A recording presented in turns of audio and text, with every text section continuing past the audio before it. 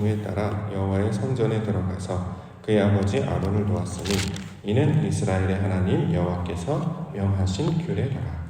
아멘. 역대상 24장 1절부터 19절까지 본문입니다. 이와 같은 직무에 따라 여호와의 성전에 들어가서 섬기다. 직무에 따라 여호와의 성전에서 섬기다 라는 말씀의 제목입니다. 역대상 71번째 시간으로 오늘 본문을 만나는데요. 24장은 직무에 따라서 성전에서 들어가는 일이 어떤 것인가를 설명하고 있습니다. 자, 그 결론 먼저 보겠습니다. 19절 이와 같은 직무에 따라 여호와의 성전에 들어가서 그의 아버지 아론을 도왔으니 이는 이스라엘의 하나님 여호와께서 명하신 규례더라. 이렇게 증거하고 있습니다.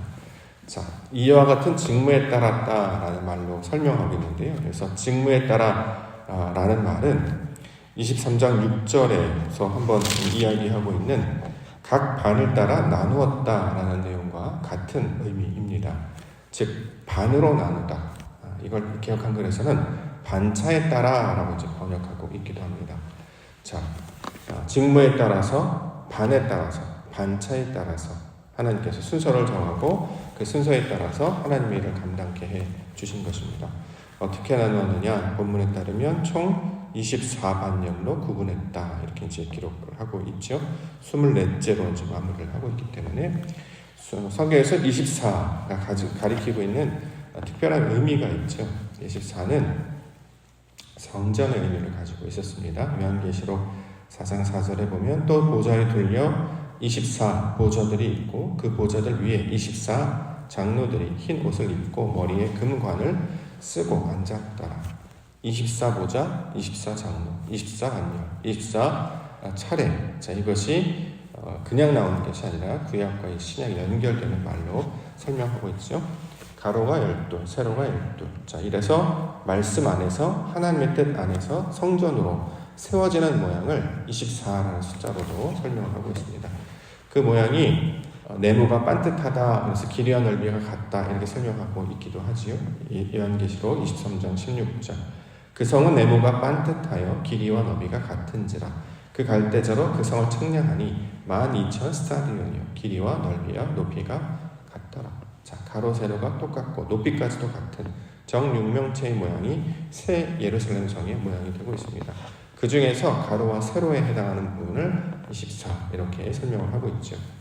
24반열로 나누는 목적이 있었는데요. 그것은 이제 순서를 정하여서 제사장 역할을 감당하게 하는 것이 이제 제일 첫 번째 목적인데 이것이 가지고 있는 의미는 성전이라고 하는 것이 어떤 모양인지를 설명하고 그 성질을 계속해서 우리 가운데 가르쳐주고 있는 내용으로도 설명을 하고 있습니다.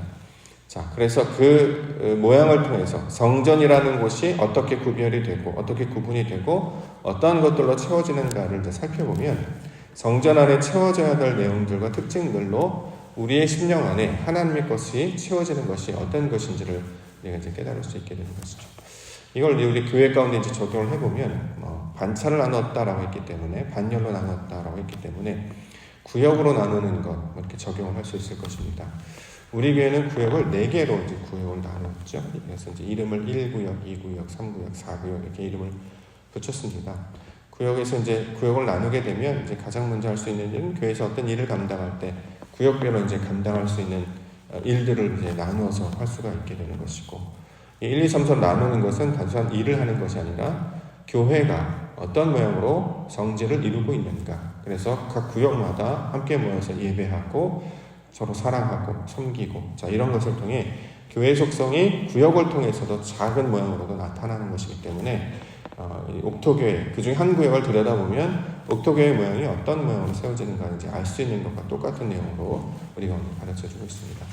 에베소서 2장 21절과 22절 보면 그의 안에서 건물마다 서로 연결하여 주 안에서 성전이 되어가고 너희도 성령 안에서 하나님이 거하실 처소가 되기 위하여 그리스도 예수 안에서 함께 지어져 가니라. 자, 각자 한 사람 한 사람들이 반열이 되어서 반철이 되어서 가로와 세로 열돌이 되고 그 열돌이 서로 연결되어서 건물을 이루어가게 되면 이걸 성전이다 이렇게 얘기하고, 이 성전의 뜻은 하나님이 거하실 처소가 되는 것이고, 하나님이 거하실 처소라고 하는 것은 하나님을 아는 지식으로 우리가 충만해져서 하나님의 성부를 나타내는 자들로 살아가는 것을 가리키고 있는 말이죠. 자, 이것을 신약에서는 교회 이렇게 부르고 있습니다. 저와 여러분들을 성전으로 부르시고 성전이 되게 하시고 성전으로 살게 하신 적이 있습니다. 특별히 하나님의 나라 백성으로서 성전이 되어서 주의 일을 감당하면서 세상 가운데 하나님의 영광을 나타내는 우리 믿음의 성도와 교회로 살아가시기를 주의 이름으로 축원합니다. 자, 본문의 내용들 이어서 보겠습니다. 아론 자손의 계열을 가장 먼저 설명합니다. 1절에 아론 자손의 계열들이 이러하니라. 아론의 아들들은 나답과 아비후와 엘르아살과 이다말이라. 자, 아론 자손의 계열, 제사장 계열들을 이제 감당하고 있는 말로 설명하고 있는데, 특별히 계열이라는 말을 아론의 아들들이라는 단어로 받아서 좀 설명하고 있습니다. 이것은 이제 역할들을 나누어서 설명하는 일로 우리 가운데 가장 먼저 설명합니다만, 우리가 이제 여기서 받을 수 있는 의미는 그 성질을 우리가 이제 받을 수 있어야 되는 거죠. 아론이라고 하는, 아버지라고 하는 아론은 그의 내용이, 그의 성질이 어떤 모양인지를 4명의 아들들을 통해서 지금 이렇게 각각 나누어서 설명하고 있는 것이죠. 그래서 이 4명의 아들들은 아론의 모양과 형상이 어떤 것인지를 설명하고 있는 내용으로 우리가 받을 수 있습니다. 자, 이처럼 아버지의 성질을 4아들로 확장하여서 이걸 보여주고, 이 4아들이 다시 24로 확장되어서 이제 하나님의 그 아버지의 성질을 나타내는 것. 자, 이렇게 이제 후손들, 자손들, 성질들을 설명하고 있는 거죠. 이거는 이제 성경에서 하나님의 뜻이, 하나님의 나라가 어떻게 확장되고 펼쳐지는가를 설명하고 있는 방식이기도 합니다. 이건데 창세기 1장 1절과 2절을 확장하면 그 다음에 나타나는 7날로 설명할 수 있죠. 태초에 하나님이 천지를 창조하셨다. 수면에 여호와의 영이 수면을 운행하셨다. 땅이 혼돈하고 공허하고 흑암과 깊음 위에 이 여호와의 영이 이제 운행하셨다. 이 말을 확장해서 이렇게 풀으면 첫째 날부터 7째 날까지도 설명할 수 있는 것이고, 자, 7째 날까지 할 수 있었던 일을 이제 우리 3장부터 나타나는 아담과 하와부터 쭉 일어나는 그 자손들의 이야기들로 쭉 풀어서 이제 설명을 하고 있는 것이죠. 창세기의 1절의 말을 계속해서 이렇게 확장해서 7날로 더 확장하면 이제 10가지 말씀으로 확장할 수 있는 것이고, 10가지 말씀들이 더 확장이 되면 12아들들로 이제 그 이름들을 받아서 설명하죠. 그래서 나중에 이 12아들이 지파를 이루고 족속을 이루고, 신약에서는 이제 제자가 되고 더 나아가 이제 장로가 되어서 하나님의 나라를 이루는 모양으로 설명하고 있습니다. 자, 이처럼 아론의 자손의 계열이라고 하는 것은 그 속성들을 그대로 우리 가운데 적용하여서 설명하고 있는 내용으로 우리가 이해할 수 있습니다. 그 다음에 나오는 구절을 보니까 나답과 아비후가 다시 한번 나오는데요. 2절에 나답과 아비후가 그들의 아버지보다 먼저 죽고 그들에게 아들이 없으므로 엘르아살과 이다말이 제사장의 직분을 행하였다. 자, 원래는 나답과 아비후가 제사장 직분을 맡겼는데 이들이 죽었죠. 레위기에 나오는 사건을 통해서. 왜 죽었는가 보니까 다른 불을 분양하여 들었다, 이렇게 설명합니다. 다른 불. 성경에서 불은 빛을 상징하는 말이고, 이 불이라는 뜻은 진리를 가리키고 있는 말입니다. 다시 말해 하나님의 뜻, 하나님 방식을 가리키고 있는 말이죠. 그래서 하나님께서 우리에게 주시는 말씀은 어떻게 해석을 해야 되냐? 그 빛의 조명에 따라서 그 불의 비침을 통해서 해석해야 이것이 온전하게 드러내고 받게 됩니다.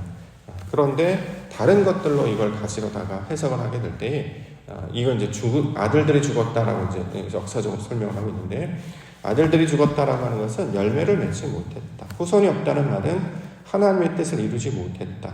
자, 이것이 하나님을 아는 지식이 되지 못했다의 의미가 되고 있습니다.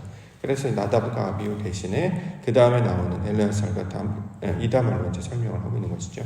자, 우리가 하나님의 말씀을 그대로 받아서 이것이 내 안에 살아있는 지식, 생명의 지식, 진리의 열매가 되려면 성령의 의도에 따라야 된다라는 것입니다. 사람의 교훈이나 유전이나 어떤 세상의 방식으로 통해서 설명을 하거나 이해를 하고 시도를 하게 되면 아는 것 같아도 그것이 내 안에 참 지식, 참 생명이 되지 못하기 때문에 열매로 이루어지지 못한다는 거죠. 열매가 이루어지지 못한다. 하나님을 아는 지식이 되지 못한다라는 뜻입니다. 사람의 지식은 그 생명력이 없기 때문에 이것으로 사람이 변화되지 않잖아요. 어떤 숫자를 기억하거나 어떤 지식을 알거나, 이거는 우리에게 세상의 지식으로는 될 수 있으나 사람을 변화시키는 그 힘까지는 다다르지 못한다는 거죠. 아무런 감동과 울림이 없기 때문입니다. 그래서 하나님께서 우리에게 주시는 것들을 우리가 항상 받는 연습을 어떻게 해야 되느냐? 아버지의 뜻이 무엇일까? 하나님의 영광이 무엇일까? 다시 말해 나의 뜻대로 마옵시고 아버지의 뜻대로 마옵소서 이렇게 받아야 하나님의 뜻의 그 영광 가운데 하나님의 그 뜻을 아는 지경까지 나아간다라는 것입니다. 그것을 우리 가운데 이제 보여주신 부인이 바로 예수님이셨죠. 예수님이 이제 십자가를 지는 사건이 되는데 십자가 사건은 하나님께서 만드신 의도, 방식이었습니다. 그 방식을 따라야 부활의 영광 가운데 나타나서 거듭남으로 연결되고 하나님의 영광 가운데 드러나게 되는 것이죠. 자, 우리가 이제 십자가의 방식을 지고 나아가는 것은 육신의 것이 무너지고 그리스도의 영으로 성령으로 이제 깨어나는 것을 가리키고 있는 말이기 때문에 내 육신의 것들을 다 내려놓으라. 자, 십자가 앞에 다 내려놓고 자기를 부인하고 주님을 따르라라고 하는 것은 새로운 지식으로 우리가 거듭나기 위해서 가르쳐준 말씀입니다. 그러므로 항상 하나님이 주시는 것은 우리의 방식과 우리 생각에서 벗어나서 하나님의 방식과 하나님 뜻으로 받을 수 있게 해주시옵소서. 이것들 날마다 간구하며 나아가야 합니다. 그렇기 때문에 이게 굉장히 어려운 이유가 우리가 가지고 있는 방식이 아니라 하나님의 방식으로 해야 되기 때문에 우리의 방식을 버린다는 것 자체가 매우 어려운 일이잖아요. 내 것을 다 내려놓고 하나님의 것만으로 받아들이는 게 매우 어려운 일이기 때문에 성령의 은혜를 간구하는 것입니다. 하나님의 은혜, 하나님의 방식, 아버지의 뜻을 받게 하여 주시옵소서. 이렇게 기도 가운데 나아갈 때 이것이 직무에 따라서 성전에서 섬기는 모양이다. 자, 이렇게 지금 설명하고 있는 것입니다. 그 다음으로는 차등이 없다 이렇게 이야기하고 있는데 5절 이에 제비 뽑아 피차에 차등이 없이 나누었으니 이는 성전의 일을 다스리는 자와 하나님의 일을 다스리는 자가 엘르아살의 자손 중에도 있고 이다말의 자손 중에도 있습니다. 자, 이 사람과 이 사람과 동일한 일을 감당한다. 지금 본문을 그렇게 설명을 하고 있죠. 근데 여기서 말하는 차등이 없다라고 하는 것은 아는 것과 행하는 것이 일치된다라는 뜻이 되겠죠. 가로와 세로가 똑같다라고 하는 것, 아는 지식과 행하는 지식이 동일하다의 의미로 우리가 오늘 갖고 있습니다. 하나님의 뜻과 나의 뜻이 똑같아져야 되잖아요. 그래야 이게 성전의 모양을 이루는 것이죠. 마찬가지로 하나님에 대한 지식, 알미, 열둘이라고 하면 그것을 삶 가운데 행하는 행함도 열둘이 되어야 됩니다. 그걸 차등이 없다라고 지금 설명을 하고 있는 것입니다. 우리가 신앙생활을 하는데 지식에 따라서 삶도 그렇게 이제 살아가내야 되는데 이것을 아는 것과 행하는 것은 하나가 되는 것으로 지금 설명하고 있는 것입니다. 지식이 없어서 행하지 못하는 상태였다가 이제 지식을 알게 됩니다. 아는 만큼, 보이는 만큼 움직이게 되는 것이고 아는 만큼 이해하게 된다는 거죠. 근데 성경은 이해하는 것으로만 머물러서 마치 타종교와 같이 명상과 참선으로 어떤 도를 깨닫는 지경으로 끝나는 것이 아니라 이걸 삶 가운데 직접 구현하여서 살도록 우리 가운데 적용하도록 이렇게 이야기하고 있습니다. 이것은 이제 성경에서 성육신이라고 이야기를 하는데 그리스도만이 성육신을 이루신 것이 아니라 우리도 말씀의 우리 마음 가운데 체화되어서 우리 마음 육신 가운데 새겨져서 그 말씀 가운데 살도록 우리 가운데 가르쳐 주는 것이죠. 그래서 이전의 지식, 세상의 교훈 그 이면 안에 담겨져 있는 하나님의 뜻을 발견하는 자로 살아가는 것을 가리켜서 소금, 빛이라고 설명을 하고 그 백성들로 살아갈 것을 우리 가운데 강조하고 있는 것입니다. 그래서 이것이 온전하게 이루는 날, 그 영광의 날, 하늘에서 내려오는 새 예루살렘 성을 그대로 덧입어서 살아갈 것을 가리키고 있는 말입니다. 이걸 하나님의 영광을 입는 것으로 주의 영광을 나타내는 것으로 하나님 나라의 백성으로 사는 것으로 우리 가운데 가르쳐주고 있습니다.